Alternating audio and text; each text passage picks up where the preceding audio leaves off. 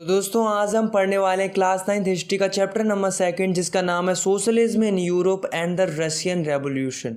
तो दोस्तों हमने पिछले चैप्टर में पढ़ा था कि फ्रांस सोसाइटी 3 स्टेट्स में बटी हुई थी, जिसमें हमने देखा था जो फर्स्ट और सेकंड स्टेट के लोग थे वही फ्रांस की गवर्नमेंट को रन कराते थे और उन्हीं के पास सोशल एंड इकोनॉमिकल पावर थी। मतलब फ्रांस में क्या था कि जो नॉर्मल लोग थे उनके ऊपर अत्याचार हो रहा था और ये अत्याचार कर कौन रहे थे? जो फर्स्ट और सेकंड स्टेट के लोग थे, यानी कि चर्च और नोबिलिटी, क्योंकि उन्हीं के पास पावर थी और उन्हीं के पास प्रॉपर्टी थी। अब यार आप खुद ही सोचो कि जिसके ऊपर अत्याचार होगा वो क्या करेगा? आवाज उठाएगा। तो जो फ्रांस के नॉर्मल लोग थे यानी कि थर्ड स्टेट के लोग थे, उन्होंने डिमांड की कि हमें एक ऐसी सोसाइटी चाहिए जिसमें सब लोगों के पास इक्वालिटी हो, फ्रीडम हो और सबके बीच में प्रॉपर्टी इक्वली डिस्ट्रीब्यूट हो। और इसी डिमांड के चलते फ्रांस में इतना बड़ा रिवॉल्यूशन हुआ था। अब दोस्तों जो ये रिवॉल्यूशन हुआ था फ्रांस के अंदर, उसके चर्चे पूरे यूरोप और एशियाई देशों में होने लगे। लोग आपस में डिस्कस करने लगे कि अगर फ्रांस के लोगों में फ्रीडम एंड इक्वालिटी जैसी भावनाएं आ सकती हैं तो हम में क्यों नहीं आ सकती। तो ये जो फ्रीडम, इक्वालिटी एंड फर्टिलिटी के आइडिया थे वे धीरे धीरे पूरे यूरोप में फैलने लगे। अब यूरोप के लोगों को लगने लगा था कि सोसाइटी में चेंजेस लाना पॉसिबल है, क्योंकि उन्हें आइडिया मिल चुका था फ्रांस रेवोल्यूशन से। लेकिन दोस्तों यूरोप के अंदर चेंजेस आए कैसे, चलिए जानते हैं इस वीडियो में।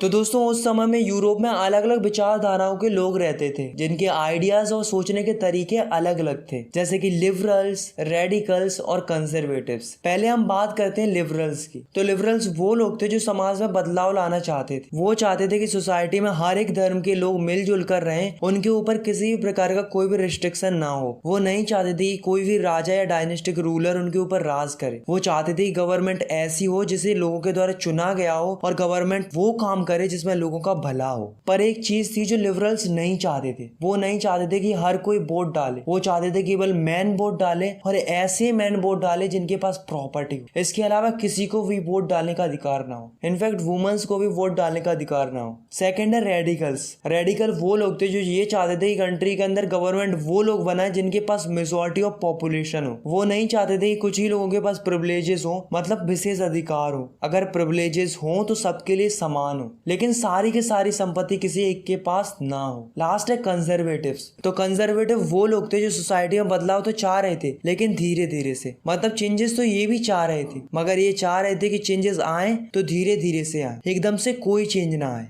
अब दोस्तों जो यूरोप था वो एक ऐसे दौर से गुजर रहा था जब यूरोप के अंदर नई नई सिटीज बन रही थी, इंडस्ट्रीज डेवलप हो रही थी, रेलवे नेटवर्क एक्सपेंड हो रहा था और इन्हीं सब से यूरोप के अंदर इंडस्ट्रियल रिवॉल्यूशन आया। इससे सोसाइटीज डेवलप तो हो रही थी लेकिन इससे कई सारी समस्याएं यूरोप के अंदर आने लगी। इंडस्ट्रीज की वजह से लोग फैक्ट्रीज में आकर काम करने लगे। लोगों से काम ज्यादा कराया जाता था लेकिन उसके उन्हें बहुत ही कम पैसे दिए जाते थे। इसके अलावा लोगों को हाउसिंग और सैनिटेशन की भी प्रॉब्लम होने लगी। अनएम्प्लॉयमेंट भी बढ़ने लगा क्योंकि पॉपुलेशन ज्यादा थी, लोगों के पास काम कम था। तो जो लिबरल्स और रेडिकल्स थे उन्होंने सोचा कुछ ना कुछ तो करना पड़ेगा, क्योंकि उन्हें ऐसा लग रहा था कि वर्कर्स के साथ गलत हो रहा है। तो उन्होंने क्या किया कि आवाज उठाना शुरू कर दिया। किसके खिलाफ? जो फैक्ट्रीज ओनर थे, मतलब ऐसे लोगों के खिलाफ आवाज उठाना शुरू कर दिया जो केवल प्रॉफिट कमाना चाहते। उन लोगों की कोई परवाह नहीं और इन्हें वो कंजर्वेटिव कहते हैं। अब दोस्तों जो वर्कर्स थे उन्हें लिबरल्स और रेडिकल्स पसंद आने लगे थे क्योंकि वो वर्कर्स को सपोर्ट कर रहे थे। लेकिन अब जो लिबरल्स और रेडिकल्स थे उन्हें समझ में आ गया था कि ऐसे तो काम नहीं चलने वाला है, अब जरूरत है क्रांतिकारी बदलाव की। तो जो यूरोप था उसमें अलग अलग जगहों पर रिवॉल्यूशनरी एक्टिविटी होने लगी, जैसे कि फ्रांस, इटली, जर्मनी, रसिया। और ये रिवॉल्यूशनरी एक्टिविटी कर कौन रहे थे? जो लिबरल्स और रेडिकल्स थे। इनका एक ही उद्देश्य था कि यूरोप के अंदर से मोनार्ची सिस्टम को खत्म कर दिया जाए, क्योंकि वे नहीं चाहते थे किसी के पास पूरी पावर हो। अब जो यूरोप था उसके अंदर 19वीं सेंचुरी के मिड में जो सोशलिज्म का आइडिया था वो धीरे धीरे फैलने लगा। लोग सोशलिज्म की तरफ अट्रैक्ट होने लगे क्योंकि सोशलिज्म ही एक ऐसा तरीका था जिससे सोसाइटी को अच्छे से चलाया जा सकता था। क्योंकि सोशलिज्म का अर्थ होता है समाजवाद, यानी कि एक ऐसी विचारधारा जिसमें समाज के अंदर हर एक नागरिक के बीच में इक्वालिटी हो और जो प्रॉपर्टी है वो लोगों के बीच में इक्वली डिस्ट्रीब्यूट हो और ना ही कोई इंडिविजुअल पर्सन पूरी प्रॉपर्टी को होल्ड कर सकता था। तो ये जो सोशलिज्म का आइडिया था वो लोगों को बहुत पसंद आने लगा, क्योंकि लोगों को लगने लगा था कि सोशलिज्म आएगा तो लोग सोसाइटी के अंदर अच्छे से रह पाएंगे। तो जो लोग सोशलिज्म के आइडिया को फॉलो करते थे उन्हें सोशलिस्ट कहते थे। मतलब सोशलिस्ट वो लोग थे जो सोशलिज्म की राह पर चलते थे। अब जो सोशलिस्ट थे वे प्राइवेट प्रॉपर्टी के बिल्कुल खिलाफ थे। उनका मानना ये था कि सारी की सारी परेशानी की जड़ केवल प्राइवेट प्रॉपर्टीज ही है। ऐसा उनको इसलिए लगता था क्योंकि जो प्राइवेट प्रॉपर्टी वाले लोग होते हैं उनका केवल एक ही मकसद होता है, जो कि प्रॉफिट कमाना। वे उन वर्कर्स के बारे में बिल्कुल नहीं सोचते जिनकी वजह से वे प्रॉफिट कमा पा रहे हैं। अब दोस्तों यहाँ तक अपन ने देखा जो सोशलिज्म था वो धीरे धीरे पूरे यूरोप में फैल रहा था। अब दोस्तों फैल तो रहा था, लेकिन अब दोस्तों प्रॉब्लम ये थी कि आखिर सोशलिस्ट सोसाइटी चलनी कैसे चाहिए। तो इसके लिए कई सारे लोगों ने अलग अलग आइडियाज शेयर की ताकि सोशलिस्ट सोसाइटी फ्यूचर में अच्छे से चल सके। जैसे कि रॉबर्ट ओवन, तो ये जो सोशलिस्ट थे वो ये चाहते थे कि लोगों के बीच में कोऑपरेटिव कम्युनिटी बनाई जाए। मतलब लोगों के बीच में एसोसिएशन बना दी जाए, जिससे क्या होगा कि लोग साथ में काम करेंगे और जो भी प्रॉफिट निकलेगा उसे आपस में बांट लिया करेंगे। ऐसे एक और सोशलिस्ट थे जिनका नाम था लुइस ब्लैंक। वो भी कोऑपरेटिव कम्युनिटी बनाना चाहते थे, पर वो चाहते थे गवर्नमेंट इंकरेज करे लोगों को कोऑपरेटिव कम्युनिटी बनाने के लिए, जैसे कैपिटलिस्ट को हटाया जा सके। मतलब ऐसे लोगों को हटाया जा सके जिनके पास प्राइवेट प्रॉपर्टी हो। इन दोनों के अलावा दो और सोशलिस्ट थे जिन्होंने बहुत कुछ बताया था कि सोशलिस्ट सोसाइटी कैसे चलनी चाहिए। उनका नाम था कार्ल मार्क्स और फ्रेडरिक एंगल। अब दोस्तों 1970s तक जो सोशलिज्म का आइडिया था वो पूरी तरीके से पॉपुलर हो चुका था यूरोप के अंदर। जितने भी सोशलिस्ट थे यूरोप के अंदर, उन्होंने क्या किया कि एक इंटरनेशनल बॉडी बनाई जिसका नाम था सेकंड इंटरनेशनल। तो ये जो इंटरनेशनल बॉडी थी वो सोशलिज्म को सपोर्ट करती थी। ऐसे ही कई देशों के अंदर एसोसिएशन बनने लगी, पार्टीज बनने लगी। जैसे कि जर्मनी में एक पार्टी बनी जिसका नाम था सोशल डेमोक्रेटिक पार्टीज। ऐसी ब्रिटेन में एक पार्टी बनी जिसका नाम था लेबर पार्टी। और इन सब के अलावा फ्रांस में एक पार्टी बनी जिसका नाम था सोशलिस्ट पार्टी। तो इस तरीके से पार्टीज पूरे यूरोप में बनने लगी और ये वही पार्टीज थी जो सोशलिज्म को फॉलो करती थी। पर दोस्तों हैरानी की बात तो ये है कि इतनी पार्टीज थी सोशलिज्म की, पर इसके बावजूद भी किसी भी कंट्री के अंदर सोशलिस्ट गवर्नमेंट नहीं बनी। लेकिन एक कंट्री थी जिसके अंदर सोशलिस्ट गवर्नमेंट बनी, वो कंट्री थी रसिया। तो अगर हमें जानना है रसिया के अंदर सोशलिस्ट गवर्नमेंट कैसे बनी थी, कैसे रिवॉल्यूशन हुआ था और कैसे मोनार्ची गवर्नमेंट को हटाया गया था, तो इसके लिए हमें जाना पड़ेगा 1914 में। तो चलिए चलते हैं द रशियन एम्पायर इन 1914। अब दोस्तों आप इस मैप को देखो, यहाँ पर जो हाईलाइटेड पोर्शन है वो है रशियन एम्पायर। मतलब देख रहे हो कितना बड़ा साम्राज्य था, और इतने बड़े साम्राज्य पर राज करता था एक राजा जिसका नाम था जार निकोलस सेकंड। अब दोस्तों जो रशियन एम्पायर था उसमें अलग अलग धर्म के लोग रहते थे, जैसे कि प्रोटेस्टेंट्स, मुस्लिम्स, बुद्धिस्ट, कैथोलिक्स। पर सबसे ज्यादा लोग एक ही धर्म को मानते थे, वो था रशियन ऑर्थोडॉक्स क्रिश्चियनिटी। रसिया में सबसे ज्यादा लोग एग्रीकल्चर पर डिपेंडेंट थे। करीब 85% पॉपुलेशन एग्रीकल्चर सेक्टर में काम करती थी। रसिया के अंदर इंडस्ट्रीज बहुत कम थी। ज्यादातर इंडस्ट्री दो ही जगहों पर थी। पहली जगह थी पीटर्सबर्ग और दूसरी जगह थी मॉस्को। मतलब इतने बड़े रशियन एम्पायर में केवल दो ही जगह थी जहाँ पर इंडस्ट्रियल वर्क होता था। धीरे धीरे समय निकलता गया और 1890s में रसिया के अंदर रेलवे नेटवर्क एक्सपेंड हुआ। कई सारी नई नई इंडस्ट्रीज बनने लगी, प्रोडक्शन बढ़ने लगा, कई सारे वर्कर्स फैक्ट्रीज में आकर काम करने लगे। 1914 में फैक्ट्रीज के अंदर 31% फीमेल काम करती थी, पर उनको जो पैसे मिलते थे वो मेल के कंपैरिजन में काफी कम मिलते थे। पर जो वर्कर्स थे रसिया के वो दूसरों से काफी अलग थे। सारे के सारे वर्कर्स एक दूसरे को सपोर्ट करते थे। अगर किसी भी वर्कर्स को परेशानी होती थी तो सब मिलकर स्ट्राइक करते थे या पर अपना काम बंद कर देते थे। तो दोस्तों यहाँ पर हमने देखा कि रशियन सोसाइटी सिटीज के अंदर कैसी थी। अब अपन बात करते हैं कि Russian society in rural area, मतलब गाँव की सोसाइटी कैसी थी। तो रसिया के अंदर जितने भी कंट्री साइड या रूरल एरिया थे वहाँ पर ज्यादातर लोग खेती करते थे, मतलब किसान थे। लेकिन इनके पास काफी कम जमीन होती थी और कईयों के पास तो जमीन होती ही नहीं थी, क्योंकि ज्यादातर जमीन तो नोबिलिटी और चर्च ने होल्ड करके रखी थी। इसलिए किसानों को मजबूरी बस इनके खेतों में जाकर काम करना पड़ता था। किसानों को सबसे ज्यादा नफरत नोबिलिटी से थी, क्योंकि किसानों का मानना ये था कि जो जमीन नोबिलिटी ने होल्ड करके रखी है उसके असली हकदार किसान है। अब दोस्तों जो रसिया के किसान थे वो बाकी यूरोपियन किसानों से अलग थे। अब अलग क्यों थे? क्योंकि ये जो भी फसल उगाते थे उसे मिलजुल कर उगाते थे। पहले फसलों को इकट्ठा कर लेते थे, बाद में जो भी प्रोडक्शन निकलता था उसे आपस में जरूरतों के हिसाब से बांट लेते थे। अब दोस्तों जो रसिया था उसमें क्या होता था कि 1914 से पहले जितनी भी पॉलिटिकल पार्टी थी रसिया के अंदर उनको इलीगल माना जाता था। मतलब वहाँ पर पार्टी बनाने का कोई अधिकार ही नहीं था। लेकिन उसके बावजूद भी 1898 में एक इलीगल पार्टी बनाई गई जिसका नाम था Russian social democratic workers party. नाम से ही पता चल रहा है कि ये वर्कर्स के लिए बनाई गई थी। इनका काम जनरली अर्बन एरिया में था, मतलब ये शहरों में ज्यादा एक्टिव रहती थी। ठीक 2 साल बाद एक और पार्टी बनाई गई जिसका नाम था सोशलिस्ट रेवोल्यूशनरी पार्टी। ये जो पार्टी पार्टी थी वो किसानों के द्वारा बनाई गई थी, लेकिन किसानों को पार्टी की क्या जरूरत थी क्योंकि एक तो उन्हें अपनी जमीन बाबू चाहिए थी जो नोबिलिटी ने होल्ड करके रखी थी। दूसरा रीजन ये था कि इनको रसिया में नेचुरल सोशलिस्ट कहते थे, मतलब लोगों को लगता था कि किसानों में पहले से ही सोशलिज्म की खूबी है, इसलिए किसानों को लगा कि हमें पार्टी बना लेनी चाहिए। तो दोस्तों ये दो पार्टी थी जो कि रसिया के अंदर बनी थी। पहली वो थी जो वर्कर्स के लिए बनी थी,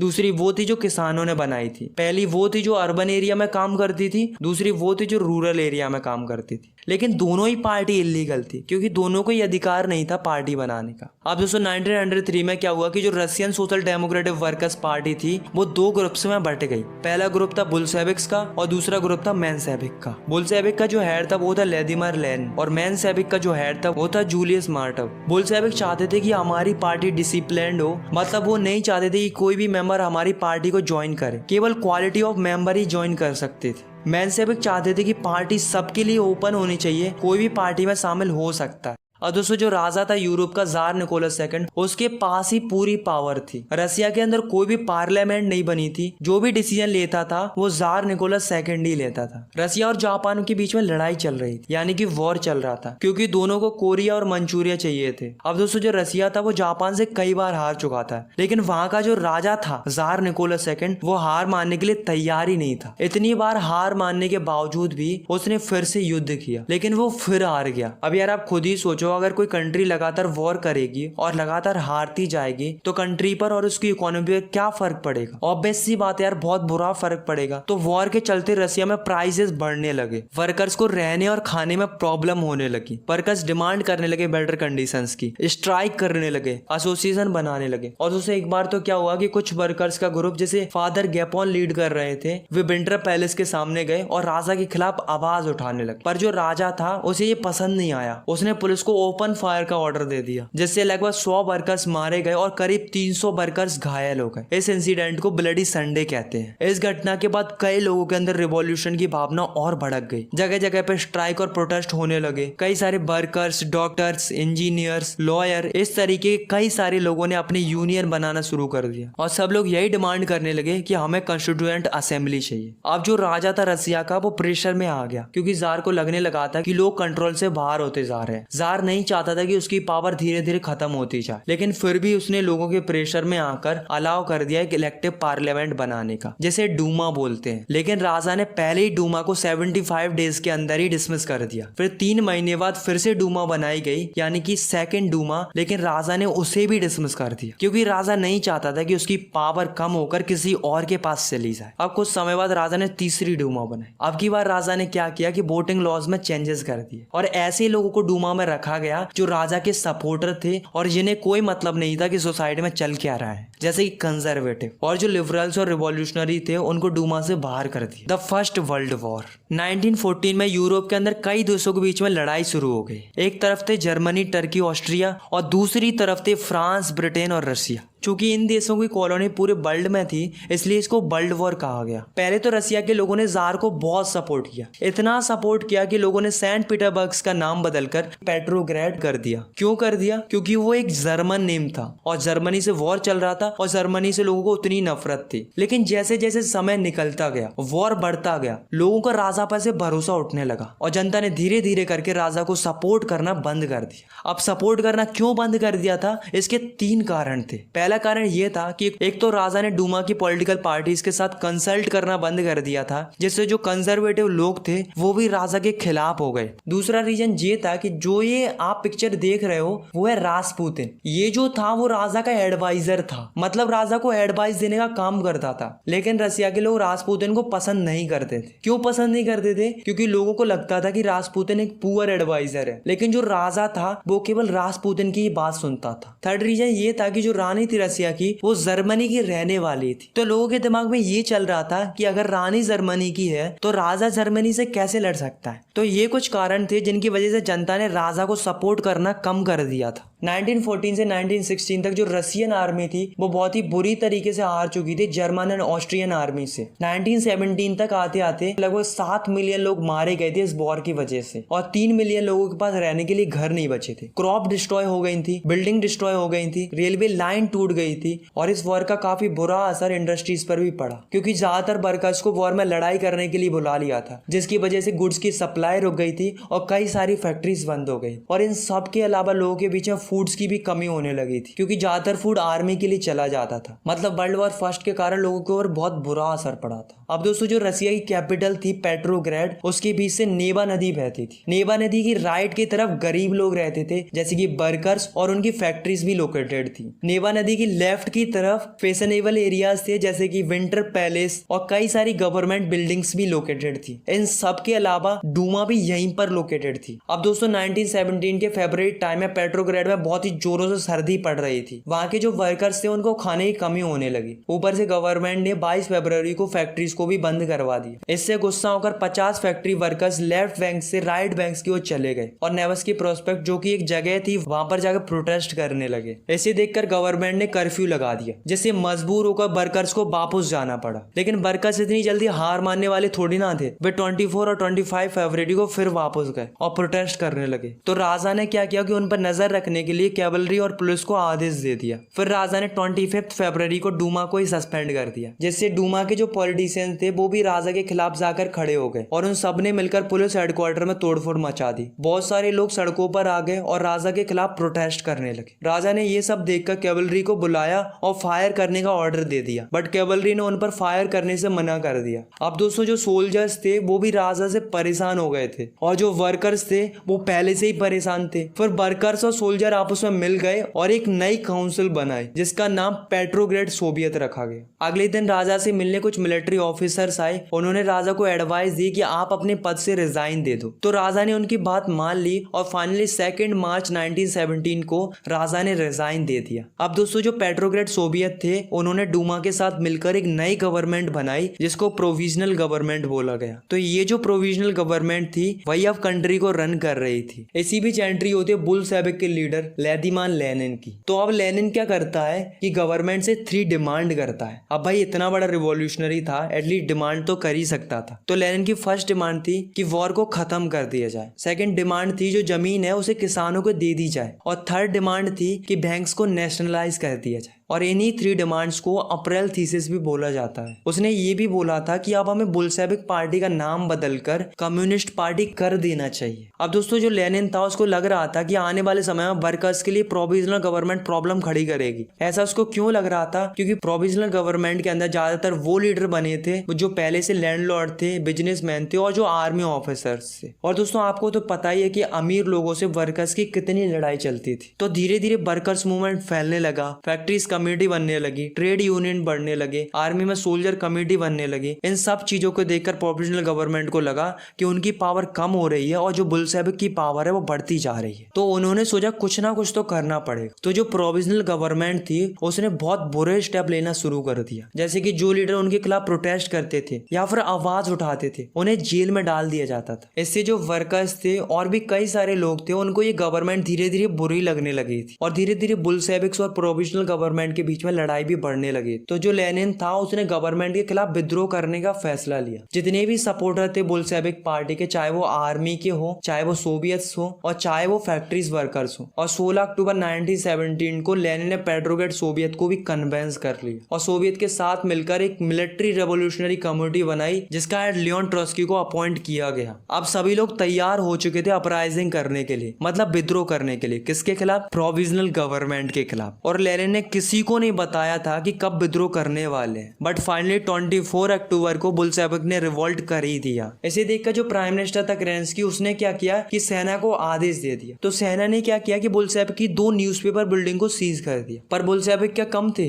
बुल्शेविक ने प्रोविजनल गवर्नमेंट के मिनिस्टर्स और गवर्नमेंट ऑफिसर्स को ही पकड़ लिया, यानी कि अरेस्ट कर लिया। और जो लड़ाई चल रही थी प्रोविजनल गवर्नमेंट और बुल्शेविक के बीच में, उनमें जीता कौन? ऑब्वियसली बुल्शेविक जीता। अब जैसे ही बुल्शेविक जीता तो लेनिन के पास पावर आ गई। तो लेनिन ने क्या किया? बैंक्स को नेशनलाइज कर दिया, इंडस्ट्रीज को भी नेशनलाइज कर दिया। और दोस्तों आपको तो पता ही है कि लेनिन प्राइवेट प्रॉपर्टी के बिल्कुल अगेंस्ट था, इसलिए उसने लैंड्स को सोशल प्रॉपर्टी डिक्लेयर कर दिया। और जो पीजेंट थे मतलब फार्मर थे उनको अलाउ कर दिया नोबिलिटी की जमीन छीनने के लिए। उन्होंने आर्मी की यूनिफॉर्म भी बदलवा दी आफ्टर क्लॉथिंग कंपटीशन, जिसमें एक हेड को सिलेक्ट किया गया जिसे सोवियत हेड बोलते हैं। और इतने दिनों से जो पार्टी का नाम बुल्शेविक चला आ रहा था और उसे बदलकर रशियन कम्युनिस्ट पार्टी कर देते हैं। अब दोस्तों नवंबर 1917 में क्या हुआ कि बुल्शेविक ने इलेक्शन करवाए कॉन्स्टिट्यूएंट असेंबली के लिए। अब लेनिन को लग रहा था कि हम तो जीत ही जाएंगे क्योंकि हमने प्रोविजनल गवर्नमेंट को हराया है और हमने देश के लिए बहुत कुछ किया है। तो बुल्शेविक को लग रहा था कि हम थोड़ा ना हार सकते हैं, पर होता ऐसा ही है, बुल्शेविक पार्टी इलेक्शन जीत ही नहीं पाती है। इस बात से लेनिन को गुस्सा आ जाता है, तो वो क्या करता है कि पूरी असेंबली को ही डिसमिस कर देता है और लोगों से कहता है कि अब कोई इलेक्शन नहीं होंगे, अब जो भी गवर्नमेंट बनेगी वो मैं ही बनाऊंगा। और ऊपर से लेनिन ने जर्मनी से हाथ और मिला लिया। और आपको तो पता ही है कि जर्मनी रशिया की कितनी बड़ी दुश्मन थी वर्ल्ड वॉर फर्स्ट में। इन सब के अलावा लोगों के पास फंडामेंटल राइट्स भी नहीं बचे थे, लोगों के पास फ्रीडम भी नहीं बची थी। अब जो रसिया था वो एक वन पार्टी स्टेट बन चुका था। लेनिन ने एक सीक्रेट पुलिस लोगों के बीच में तैनात कर दी थी जिसका काम ये था कि जो भी आवाज उठाता था उसे ये पुलिस पनिश करती थी। तो दोस्तों जो लोग लेनिन के बारे में अच्छा कहते थे वो सारे लोग दुखी हो जाते हैं क्योंकि लोगों ने लेनिन से ये सब एक्सपेक्ट नहीं किया था। लोग इतने परेशान हो जाते हैं कि कंट्री के अंदर सिविल वॉर की नौबत आ जाती है। अब दोस्तों कई सारे लोग रसिया के अंदर सिविल वॉर करने वाले थे। अब सिविल वॉर किन के बीच में होने वाला था? तो सिविल वॉर जनरली 3 तरह के लोगों के साथ होने वाला था। पहले थे रेड, दूसरे थे ग्रीन और तीसरे थे व्हाइट। रेड वो लोग थे जो लेनिन के सपोर्टर थे यानी कि जो बुल्शेविक के लोग थे। ग्रीन वो लोग थे जो कि पीजेंट थे यानी कि किसान थे। और व्हाइट वो लोग थे जो राजा के सपोर्टर थे, जो राजा को आज भी याद करते थे यानी कि जो ऑटोक्रेसी को पसंद करते थे। अब दोस्तों सिविल वॉर स्टार्ट हुआ और इन तीनों के बीच में बहुत ही बुरी तरीके से सिविल वॉर चल रहा था क्योंकि तीनों ही एक दूसरे को पसंद नहीं करते थे। अब दोस्तों जो ग्रीन और व्हाइट लोग थे उन्हें वार की कंट्री भी सपोर्ट कर रही थी। क्यों कर रही थी? क्योंकि वो नहीं चाहते थे कि रसिया के अंदर सोशलिज्म फैले, क्योंकि उन्हें डर था कि आज सोशलिज्म रसिया के अंदर फैलेगा तो कल के दिन उनकी कंट्री के अंदर भी सोशलिज्म की डिमांड हो सकती है। इसलिए उन्होंने बुल्शेविक को सपोर्ट ना करके ग्रीन्स और व्हाइट्स को सपोर्ट किया। लेकिन अफसोस इतनी कोशिश करने के बाद भी ग्रीन और व्हाइट हार जाते हैं और बुल्शेविक फिर जीत जाते हैं, यानी कि जीत होती है रेड्स की। और धीरे धीरे जनवरी 1920 तक सारी पावर बुल्शेविक के पास वापस आ जाती है। अब फाइनली लेनिन और बुल्शेविक को लगा कि जिन वादों को करके हम लोग जीते थे उन वादों को पूरा कर देना चाहिए। इसके लिए उन्होंने 5 ईयर प्लान बनाना शुरू कर दिया। मतलब कितना डेवलपमेंट करेंगे पूरे 5 साल के अंदर। तो पहले 2-5 सालों के लिए गवर्नमेंट ने क्या किया कि सारी चीजों के प्राइसेस फिक्स्ड कर दिए जिससे कंट्री के अंदर इंडस्ट्रियल ग्रोथ को बढ़ाया जा सके। और ऐसा हुआ भी, कंट्री के अंदर इंडस्ट्रियल प्रोडक्शन बढ़ने लगा, नई नई सिटीज डेवलप होने लगी, साथ में इंडस्ट्रीज डेवलप होने लगी। इन सब के अलावा स्कूलिंग सिस्टम भी डेवलप होने लगा, लोगों के लिए हेल्थ फैसिलिटी इंप्रूव होने लगी। तो ये जो सेंट्रलाइज प्लानिंग कर रहे थे बुल्शेविक के लोग, उसकी वजह से रसिया की इकोनॉमिकल ग्रोथ तो काफी इंप्रूव हो रही थी, सब कुछ सही चल रहा था। लेकिन ऐसे में हो जाती है लेनिन की डेथ। फिर लेनिन की डेथ के बाद एक नया लीडर बनता है जिसका नाम था स्टालिन। 1927-1928 तक आते आते ग्रेन्स की काफी ज्यादा कमी होने लगती है रसिया के अंदर। गवर्नमेंट ने जितने भी फूड ग्रेन्स थे उनकी प्राइसेस फिक्स्ड कर दी। अब दोस्तों प्राइस फिक्स्ड कर दी थी इसलिए पीजेंट ने ग्रेन बेचना बंद कर दिया। अब दोस्तों जो स्टालिन था उसने क्या किया कि इमरजेंसी लगा दी, क्योंकि स्टालिन को लग रहा था कि जो अमीर फार्मर है उन्होंने ग्रेन्स को छुपाकर अपने पास रखा है, क्योंकि वो चाहते थे कि जब प्राइस बढ़ेगा तब ग्रेन्स को बेचकर वो ज्यादा पैसे कमा सकेंगे। पर जो स्टालिन था उसने ग्रेन देना कंपलसरी कर दिया था, मतलब लोगों को ग्रेन्स देना ही देना था। अगर उनके पास ग्रेन्स हैं तो उनको ग्रेन्स देने ही पड़ेंगे, ऐसा उन्होंने कंपलसरी कर दिया था स्टालिन ने। 1928 में स्टालिन के पार्टी मेंबर्स ने घूमना शुरू कर दिया और जहाँ कहीं से भी उन्हें ग्रेन मिल सकता था वे वहां से ग्रेन जबरदस्ती कलेक्ट कर लेते थे। इनके अलावा जो अमीर फार्मर्स थे उन्हें कुल्लक बोलते थे, उन पर रेड करना शुरू कर दिया था। इतना सब कुछ करने के बावजूद भी ग्रेन्स की शॉर्टेज थी, तो इसके लिए स्टालिन ने एक प्रोग्राम लॉन्च किया जिसका नाम था कलेक्टिवाइजेशन प्रोग्राम, जिसमें लोगों की जमीन को इकट्ठा किया जाता था ताकि मॉडर्न मशीनरी का इस्तेमाल करके ज्यादा प्रोडक्शन निकाला जा सके। फिर बाद में जो भी प्रोडक्शन निकलता था उसे बांट दिया जाता था। तो जो स्टालिन था उसने सारे किसानों को कलेक्टिव फार्मिंग करना कंपलसरी कर दिया था, मतलब उनको फोर्स कर रहा था स्टालिन कलेक्टिव फार्मिंग करने के लिए। जब किसानों ने उसकी बात नहीं मानी तो उसने क्या किया कि लोगों को जेल में डालना शुरू कर दिया। इस बात से पीसेंट गुस्सा हो गए और उन्होंने प्रोटेस्ट के लिए अपने लाइफ स्टॉक्स को ही डिस्ट्रॉय कर दिया। लेकिन इतना सब कुछ होने के बावजूद भी कंट्री के अंदर ग्रेन्स की प्रोडक्शन नहीं बढ़ रही थी। 1913 से 1933 तक आते आते लगभग 4 मिलियन लोग मर गए थे इस भुखमरी से। अब जो स्टालिन की खुद की पार्टी के लोग थे वो भी स्टालिन को क्रिटिसाइज करने लगे। तो स्टालिन ने क्या किया कि जो भी उसके खिलाफ होता था उसके ऊपर सोशलिज्म के अगेंस्ट कॉन्स्पिरेसी करने के चार्जेस लगा दिए जाते थे, उसे जेल में या फिर लेबर कैंप में भेज दिया जाता था। ऐसे करके 1939 तक लगभग 2 मिलियन लोगों को जेल में या लेबर कैंप में भेज दिया था। The global influence of the Russian revolution and the USSR. दोस्तों रशियन रेवोल्यूशन की वजह से काफी सारी कंट्रीज के अंदर कम्युनिस्ट पार्टी बनने लगी। बोल्शेविक ने भी काफी ज्यादा इंकरेज किया था लोगों को, जिससे सोशलिज्म पूरे वर्ल्ड में फैल सके। बोल्शेविक ने conference of the people of the east रखी, जैसे रशिया के अलावा कई देशों के लोग भी पार्टिसिपेट कर सके। बोल्शेविक ने कॉमिनटर्न भी बनाया, जिससे सोशलिज्म को और भी ज्यादा अवेयर बनाया जा सके ऑन अ इंटरनेशनल लेवल। और यूनिवर्सिटीज को भी खोला गया जिसमें लोगों को सोशलिज्म के बारे में सिखाया जा सके। पर रशिया के बारे में अलग अलग कंट्रीज के अलग अलग व्यूज थे। और दोस्तों जब वर्ल्ड वॉर सेकंड आया तब सोशलिज्म और भी ज्यादा पॉपुलर हुआ पूरे वर्ल्ड में। इनफैक्ट इंडिया में भी काफी सारे लोग रशियन रेवोल्यूशन से इंस्पायर हुए थे, जैसे कि जवाहरलाल नेहरू और रविंद्रनाथ टैगोर। बट रशिया पूरी तरीके से एक सोशलिस्ट कंट्री नहीं बन पाया था और ना ही लोगों को एसेंशियल फ्रीडम मिल पाई थी। बट जो ये सोशलिज्म का आइडिया था उसे पूरे वर्ल्ड वाइड पॉपुलरिटी मिल चुकी थी और रिस्पेक्ट मिल चुकी थी after Russian revolution. I hope आपको ये वीडियो पसंद आई होगी। अगर आपको ये वीडियो पसंद आई तो यार आप इस वीडियो को लाइक कर सकते हो और चाहो तो आप इस चैनल को सब्सक्राइब भी कर सकते हो ऐसी क्लास 9 की और भी वीडियोस देखने की। Thanks for watching, take care, bye bye.